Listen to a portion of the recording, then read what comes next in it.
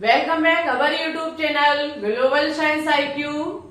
तो सबसे पहले हमारे सभी प्यारे प्यारे स्टूडेंट्स को हमारा प्यार भरा गुड मॉर्निंग। कैसे हैं आप सभी लोग? आज हम आपके लिए ऑर्गेनिक केमिस्ट्री का लेक्चर नंबर 4 लेकर के आए हैं, जिसमें कार्बनिक यौगिकों का वर्गीकरण यानी कि क्लासिफिकेशन ऑफ ऑर्गेनिक कंपाउंड्स के बारे में जानकारी देंगे। ये टॉपिक आपके सभी मेडिकल, सभी कंपटीशन इन क्लास 11th और 12th के लिए बहुत ही कीमती टॉपिक है। ठीक है, तो सबसे मेन चीज है इस टॉपिक को सीखने की कि जब तक आप इसको नहीं समझेंगे तब तक IUPAC नामकरण करना नहीं सीख पाएंगे। और किसी भी वनडे एग्जाम को उठा के देख लीजिए, सबसे इंपॉर्टेंट है IUPAC नामकरण। ठीक है, तो सबसे पहले हम इसका वर्गीकरण सीखेंगे, उसके बाद हम IUPAC नामकरण पे चर्चा करेंगे। इट्स ओके, तो उठा लीजिए कॉपी पेन, जैसे जैसे चीजों को हम समझाते चले मेरे साथ कॉपी में नोट डाउन करते रहिएगा। चलिए तो टॉपिक पे आएंगे। यदि हम कार्बनिक यौगिकों की बात करें तो शब्द से ही समझ में आ रहा है कि कार्बनिक यौगिकों में जो हम स्टडी करते हैं वो कार्बन और कार्बन के यौगिकों की करते हैं। ठीक है, कार्बनिक यौगिकों में जो स्टडी करते हैं, अध्ययन करते हैं, वो हम किसका करते हैं? कार्बन और कार्बन के यौगिकों का। इसे सबसे पहले कार्बनिक यौगिकों को दो भागों में बांटा गया है। कार्बनिक यौगिकों को दो भागों में बांटा गया है, जिसे सबसे पहले खुली या विवृत श्रृंखला यौगिक, विवृत श्रृंखला यौगिक। ठीक है, एक हमारे होते हैं खुली या विवृत श्रृंखला यौगिक और दूसरे हमारे होते हैं चक्रीय या फिर समृद्ध श्रृंखला यौगिक।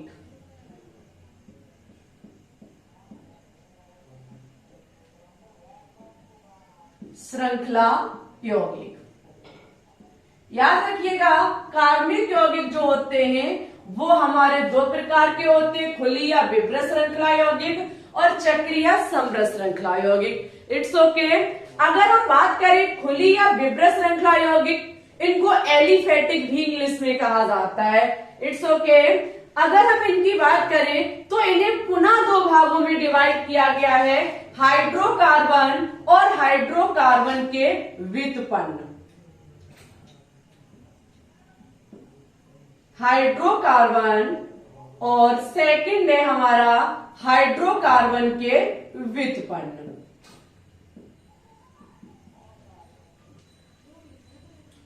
हाइड्रोकार्बन व्युत्पन्न याद रखना, खुली और विवृत श्रृंखला यौगिक जो होते हैं वो हमारे दो प्रकार के होते हैं, हाइड्रोकार्बन और हाइड्रोकार्बन के व्युत्पन्न। इट्स ओके, चक्रीय या समृद्ध श्रृंखला यौगिकों की बात करें तो ये भी हमारे दो प्रकार के होते हैं, समचक्रीय और विषम चक्रीय। ये भी दो प्रकार के होते हैं, समचक्रीय और विषम चक्रीय।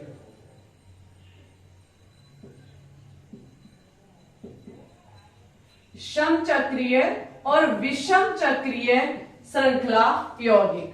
ठीक है, समचक्रीय यौगिक और विषम चक्रीय यौगिक। अगर हम दूसरी तरफ बात करें तो हाइड्रोकार्बन को भी दो भागों में बांटा गया है। हाइड्रोकार्बन को भी फिर पुनः दो भागों में बांटा गया है, संतृप्त हाइड्रोकार्बन और असंतृप्त हाइड्रोकार्बन। संतृप्त हाइड्रोकार्बन, सैचुरेटेड हाइड्रोकार्बन और अनसैचुरेटेड हाइड्रोकार्बन, असंतृप्त हाइड्रोकार्बन। ठीक है, very important and most important आज की क्लास हमारी रहेगी संतृप्त यानी कि सैचुरेटेड हाइड्रोकार्बन और अनसैचुरेटेड हाइड्रोकार्बन पर। आपको आज की क्लास में देखने को मिलेगा खुली और विवृत श्रृंखला क्या होती है, हाइड्रोकार्बन क्या होता है, हाइड्रोकार्बन का व्युत्पन्न क्या होता है, समृद्ध हाइड्रोकार्बन संतृप्त हाइड्रोकार्बन और असंतृप्त हाइड्रोकार्बन क्या होता है। अगर हम इस चीज की बात करें तो ये आपके लिए कोई ज्यादा इंपॉर्टेंट नहीं है। हमारा मेन फोकस इन चीजों पर रहेगा, इसको हम नहीं पढ़ाएंगे इसलिए क्योंकि यहाँ से IUPAC नामकरण पूछे जाते हैं। वो IUPAC नामकरण हम आपको सिखा देंगे। यहाँ से जो इम्पोर्टेंट है वो हम आपको बताते हैं। समचक्रीय यौगिक को पुनः दो भागों में बांटा गया है। एक है हमारा एलिसाइक्लिक और एक है हमारा एरोमेटिक।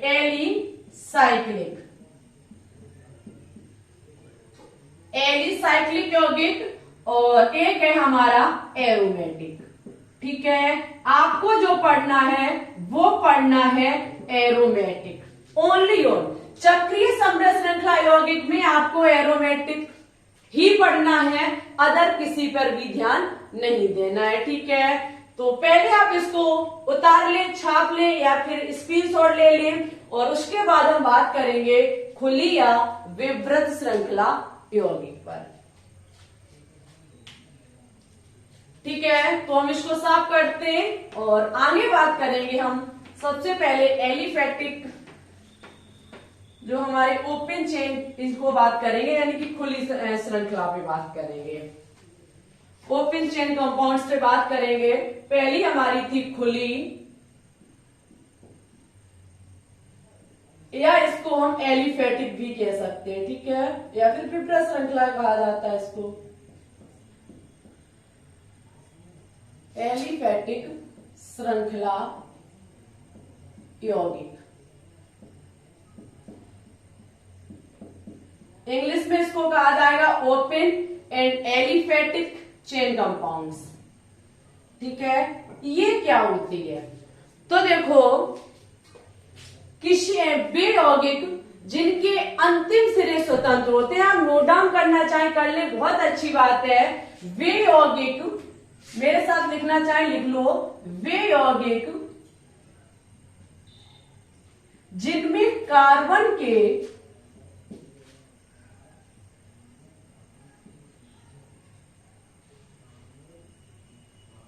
अंतिम सिरे स्वतंत्र होते हैं।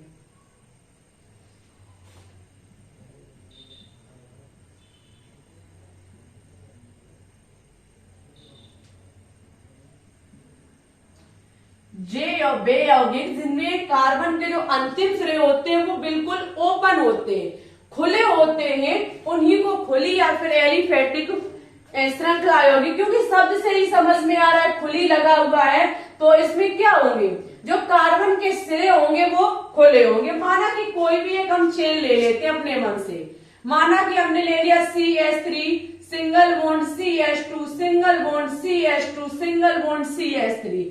आप देखेंगे दोनों सिरे इसके क्या है, दोनों सिरे इसके स्वतंत्र हैं, अंतिम सिरे खुले हुए हैं, तो इसी को खुली या फिर एलिफैटिक श्रृंखला यौगिक कहा जाएगा। ठीक है, इसको पुनः दो भागों में डिवाइड किया गया था। सबसे पहले था हमारा हाइड्रोकार्बन। सबसे पहले हम देखेंगे कि हाइड्रोकार्बन, इसका दो भाग है, हाइड्रोकार्बन और हाइड्रोकार्बन का व्युत्पन्न। यदि हम हाइड्रोकार्बन को देखेंगे, शब्द से ही समझ में आ रहा है कि वे यौगिक जो केवल हाइड्रोजन और कार्बन से मिलकर के बने होते हैं उनको हाइड्रोकार्बन कहा जाता है। नोट डाउन कर लीजिए, वे यौगिक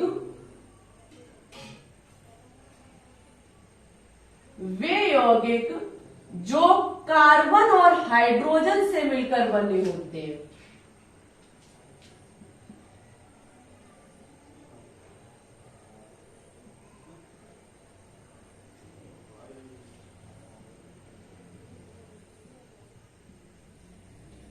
ठीक है, हाइड्रोकार्बन शब्द से ही समझ में आ रहा है कि हाइड्रोकार्बन वे यौगिक होते हैं जो कार्बन और हाइड्रोजन से मिलकर के बने होते हैं।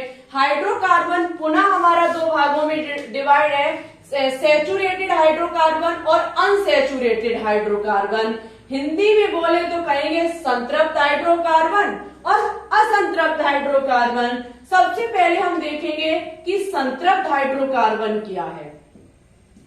संतृप्त हाइड्रोकार्बन वेरी इंपॉर्टेंट, मेन मकसद है क्लासिफिकेशन ऑफ ऑर्गेनिक कंपाउंड्स पढ़ने का, सैचुरेटेड और अनसैचुरेटेड संतृप्त और असंतृप्त हाइड्रोकार्बन पढ़ने का।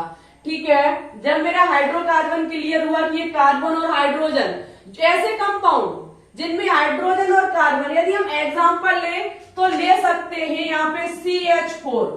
आप देख सकते हैं ये कार्बन और हाइड्रोजन से मिलकर के बना हुआ है। कोई भी ऐसा एग्जांपल आप C2H2 ले लीजिए, कोई भी ले लीजिए उठा करके।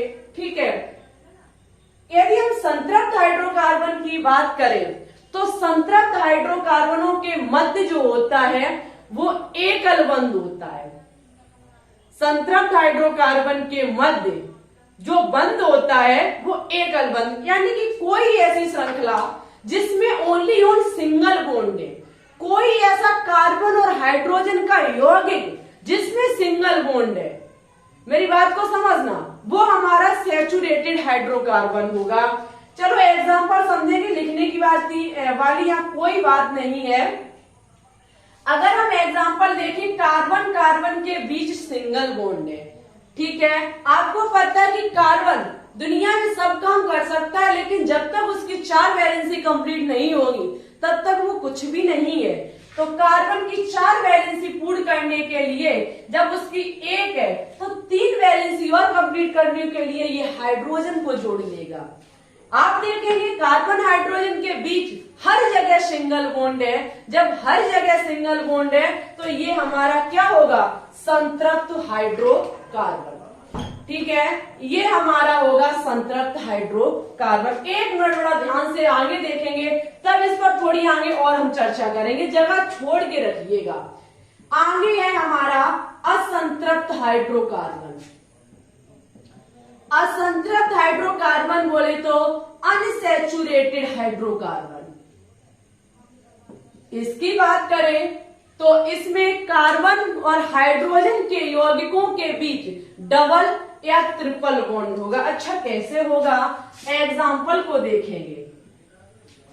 जैसे कि कार्बन कार्बन के बीच डबल बॉन्ड है, इसे अपनी 4 वैलेंसी कंप्लीट करनी है, तो ये कार्बन किसी 2 के साथ बॉन्ड बनाएगा, ये भी 2 के साथ बॉन्ड बनाएगा। यदि कार्बन कार्बन के बीच ट्रिपल बॉन्ड है तो ये एक हाइड्रोजन को जोड़ लेंगे।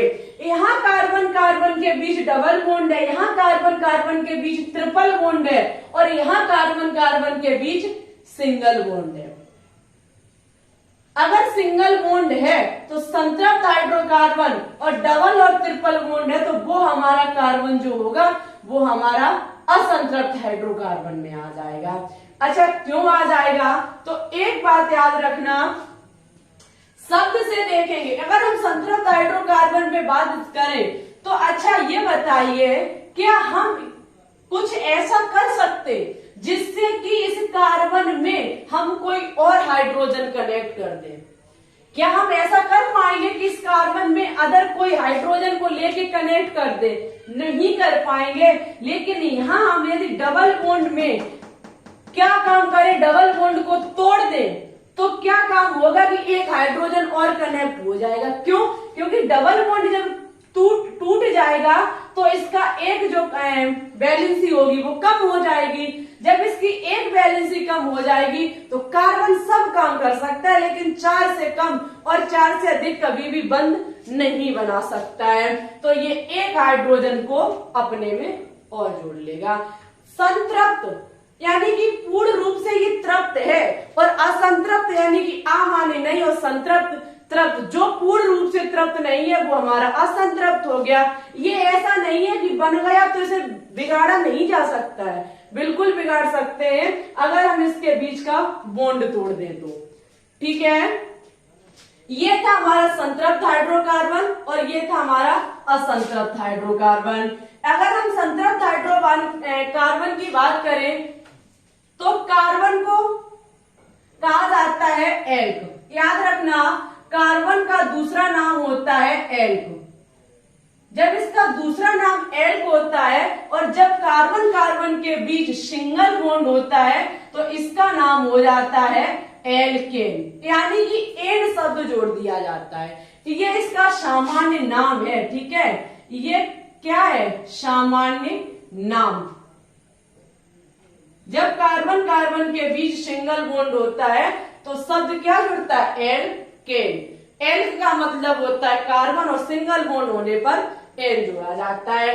वैसा ही कुछ यहाँ पे होता है, इसका भी सामान्य नाम होता है कार्बन एल्क हो गया, डबल बॉन्ड होने पर इन शब्द लिया जाता है यानी कि एल्कीन। ठीक है, और कार्बन कार्बन के बीच जब ट्रिपल बॉन्ड होता है तो शब्द लिया जाता है आइन, बोले तो एल्काइन।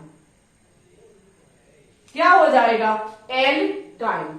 यहाँ पे इनके सामान्य सूत्र भी होते हैं, अदर यानी कि अदर कोई सदस्य हम ज्ञात करना चाहे तो उसके लिए। यदि हम इसका सामान्य सूत्र देखें, अरे भाई अगर हम इसका सूत्र देखें तो एल्केन जो श्रेणी है इसके सदस्यों को हम CnH2n प्लस की 2 फॉर्मूले के माध्यम से निकाल सकते हैं। यहाँ एन बताता है हमें नंबर ऑफ कार्बन यानी कि कार्बन की संख्या को। माना कि हम कार्बन की संख्या 2 लेते हैं, ठीक है, तो यहाँ पे क्या हो जाएगा C2H2 इंटू 2 प्लस की 2। जब हम इसे ज्ञात करेंगे तो C2H6 हमारा निकल के आएगा जो कि एल्केन का दूसरा सदस्य है, जो कि एल्केन का दूसरा सदस्य है। ठीक है, अब हम बात करेंगे एल्कीन पर। एल्कीन का जो सूत्र होता है, एल्कीन का जो सूत्र होता है वो CnH2n होता है। ऐसे करके हम इसका भी ज्ञात कर सकते हैं। नंबर ऑफ कार्बन को रख दीजिए, यहाँ पे माना कि हम नंबर ऑफ कार्बन जो लेते हैं n बराबर 3 ले लेते हैं। ठीक है, n बराबर यदि हम 3 लेते हैं तो हमारा C3H2 इंटू 3 कितना हो जाएगा C3H6। जबकि एल्काइन में यदि हम बात करेंगे तो एल्काइन का सामान्य सूत्र CnH2n माइनस की 2 होता है। ठीक है, CnH2n माइनस की 2 होता है। तो यहां से हम एल्काइन, एल्कीन और एल्केन जो है इनके सदस्यों को ज्ञात कर सकते हैं। आप लोग अच्छे से नोट डाउन कर लेना क्योंकि हमारा राइटिंग जैसा है वैसा है। ठीक है, तो इतनी चीजें हमारी क्लियर हुई। खुली एलिफेटिक श्रृंखला यौगिक को हाइड्रोकार्बन और हाइड्रोकार्बन के व्युत्पन्न 2 भागों में जब डिवाइड किया गया है तो हम अब पढ़ेंगे हाइड्रोकार्बन का व्युत्पन्न। ठीक है, हाइड्रोकार्बन का व्युत्पन्न क्या है?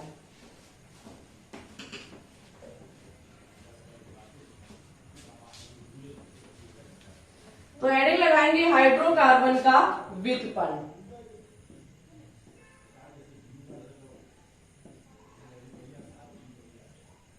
हाइड्रोकार्बन के व्युत्पन्न या फिर हाइड्रोकार्बन व्युत्पन्न डाल दो।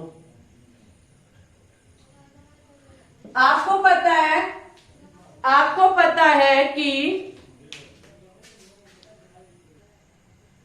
अगर हाइड्रोकार्बन के व्युत्पन्न को देखेंगे तो अभी आपने देखा कि हाइड्रोकार्बन का मतलब जो हाइड्रोजन और कार्बन से मिलकर के बना हुआ हो, तो ये ऐसे कार्बनिक यौगिक हो जाएंगे जहां पे किसी हाइड्रोकार्बन में से कम एक या एक से अधिक हाइड्रोजन को विस्थापित करके किसी अदर समूह के सदस्य को जब जोड़ दिया जाता है तो उसे ही हाइड्रोकार्बन का व्युत्पन्न कहा जाता है।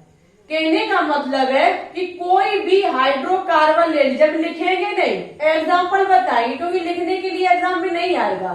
कोई भी हाइड्रोकार्बन ले लीजिए आप, ठीक है, उस हाइड्रोकार्बन में से कोई एक हाइड्रोजन विस्थापित करके उस जगह कोई दूसरा समूह का सदस्य जब हम जोड़ देते हैं तो उसे ही हाइड्रोकार्बन का व्युत्पन्न कहा जाता है। बड़ा ध्यान से देखेंगे एग्जाम्पल। छोटा सा लेंगे हम पहले CH4। आपको पता है ये कार्बन इसकी चारों वैलेंसी कंप्लीट कर रहा है हाइड्रोजन। ठीक है, हम क्या काम करेंगे, किसी एक हाइड्रोजन को यहां से विस्थापित का मतलब है कि यहां से हटा देंगे।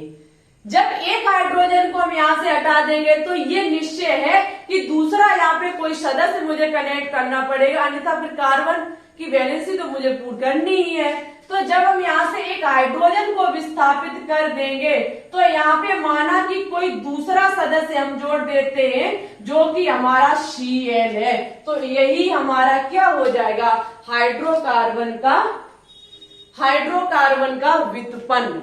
किसी हाइड्रोजन को हटा करके कोई भी हम कोई भी एल्किल समूह जोड़ दे, कोई क्रियात्मक समूह जोड़ सकते हैं या फिर कोई भी हैलोजन परिवार का एलिमेंट जोड़ सकते हैं, यही हमारे हो जाते हैं हाइड्रोकार्बन के व्युत्पन्न। ठीक है, और इनका जब हम नाम लिखते हैं तो ये क्या था हमारा, मेथेन। क्या था, मेथेन। लेकिन जब हम इसका नाम लिखेंगे तो यहाँ पे शब्द लिया जाता है एल्किल। क्या लिया जाता है, ये अभी हमारा किसका सदस्य है, एथेन का। एथेन का ही तो है ये, मेथेन जो है वो एथेन का प्रथम सदस्य है। लेकिन यहाँ जब कार्बन हाइड्रोजन को विस्थापित करते हैं, दूसरा समूह का सदस्य जोड़ते हैं, तो ये एल्केन परिवार का सदस्य बन जाता है, जहां पे ये हो जाता है मेथिल। क्या हो जाता है, मेथिल। शब्द जोड़ेंगे, जो जोड़ा है मैंने क्लोराइड। जब हमने क्लोरीन को जोड़ा तो क्लोराइड, मेथिल क्लोराइड। ठीक है, ऐसे करके हम न्यू शब्दों का नामकरण करते हैं। हमें उम्मीद है कि आपको हाइड्रोकार्बन का व्युत्पन्न बहुत अच्छे से समझ में आया होगा। अब हम बात करेंगे जो हमारे एलिफैटिक श्रृंखला यौगिक है, ये तो मेरा कंप्लीट हो गया। बात चलेगी अब किस पर, संप्रत श्रृंखला यौगिक या फिर बंद श्रृंखला यौगिक पर। अगर हम बंद चेन की बात करें, क्लोज चेन की बात करें, तो वहां पे कार्बन के यौगिकों के जो अंतिम सिरे होते हैं वो स्वतंत्र नहीं होते। छोटी सी बात है, लिखाने की कोई बात नहीं है क्योंकि एग्जाम में नहीं पूछा जाएगा। जो हमारे अंतिम सिरे होते हैं किसी यौगिक के, कार्बनिक यौगिक के, वो हमारे बंद होते हैं। एक हमारी साइकिल सी बनी होती है, तो वो हमारे होते हैं क्या, समृद्ध श्रृंखला यौगिक, जिसमें हमने समचक्रीय, विषम चक्रीय में डिवाइड किया था, फिर एलिसाइक्लिक और एरोमेटिक में डिवाइड किया था। तो उसमें मुझे ओनली ऑन पढ़ना है एरोमेटिक। क्या पढ़ना है, एरोमेटिक। अगर हम एरोमेटिक यौगिकों की बात करें तो एरोमेटिक वे यौगिक हैं जिनमें कम से कम एक बेंजीन वलय उपस्थित होती। एरोमेटिक यौगिकों के बारे में लिखना स्टार्ट करेंगे जिनमें कम से कम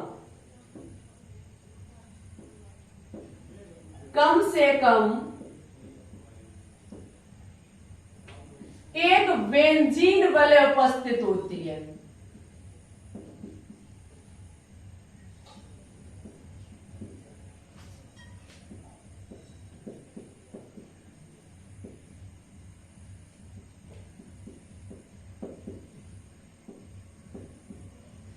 एरोमेटिक वे यौगिक होते हैं जिनमें कम से कम एक बेंजीन वलय उपस्थित हो। अब बात है कि बेंजीन वलय क्या होती है, तो देखो बेंजीन वलय वह वलय है जिसमें 6 कार्बन परमाणुओं में 6 हाइड्रोजन, आपके 2 आबंध और यानी कि एकल बंध और 2 आबंध एक एकांतर क्रम में व्यवस्थित होते हैं।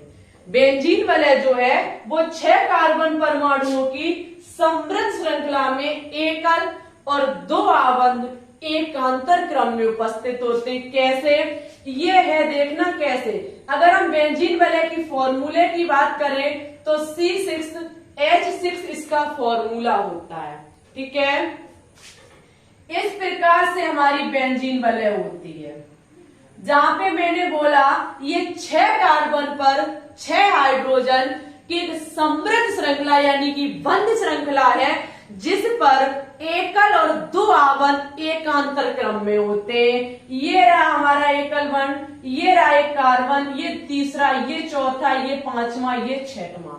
आपको पता है कि ये 6 कार्बन हमारे हो गए और 6 कार्बन पर 6 हाइड्रोजन होते हैं और एकल और 2 आबंध। ये डबल बॉन्ड, तो फिर सिंगल बॉन्ड, फिर डबल बॉन्ड, फिर सिंगल बॉन्ड और फिर डबल बॉन्ड। एक डबल बॉन्ड और एक सिंगल बॉन्ड होता है, इसी को कहा जाता है बेंजीन वलय। और अब हम इसको ऐसे भी करके बना सकते हैं ये भी हमारी बेंजीन वलय होती है। गोला बताता है कि एकांतर क्रम में एकल और दो आबंध उपस्थित हैं। ठीक है, तो हमें उम्मीद है कि आपको कार्बनिक यौगिकों का वर्गीकरण समझ में आया होगा। यदि आपको यहाँ से किसी भी प्रकार की कोई भी समस्या हो तो आप अपना कमेंट बॉक्स में छोड़िए, हम आपके कमेंट का रिप्लाई करेंगे और अच्छे से चीजों को क्लियर करने का प्रयास करेंगे। ठीक है, इससे बनने वाले जो भी एमसीक्यू होंगे वो आपको कल आज शाम 4 बजे क्लास में देखने को मिलेंगे। ठीक है, तो शाम 4 बजे लाइव स्ट्रीम में जरूर आया करें। और आपको आज का होमवर्क है कि आपको जो एल्कीन और एल्काइन है, इनके सामान्य नाम और सामान्य सूत्र कमेंट बॉक्स में कमेंट करके लिखने होंगे। ठीक है, देखते हैं कितने स्टूडेंट्स क्वेश्चन का जवाब देते हैं। और यदि आपने इस क्लास को ज्यादा से ज्यादा सपोर्ट किया तो नेक्स्ट क्लास IUPAC नामकरण की आपको जल्द देखने को मिलेगी। ठीक है, क्लास अच्छी लगी हो तो प्लीज इसे लाइक करें, दोस्तों के साथ शेयर करें। चैनल पे आप न्यू हैं तो चैनल को सब्सक्राइब करके बेल आइकन को दबा के ऑल पर क्लिक कर लें। ठीक है, और टेलीग्राम चैनल को भी ज्वाइन कर सकते हैं, लिंक डिस्क्रिप्शन में डली हुई है। ओके, तो आज के लिए बस इतना ही रखते हैं। बहुत बहुत धन्यवाद क्लास को देखने के लिए। Thanks for watching this video. जय हिंद, जय भारत, ऑल द बेस्ट।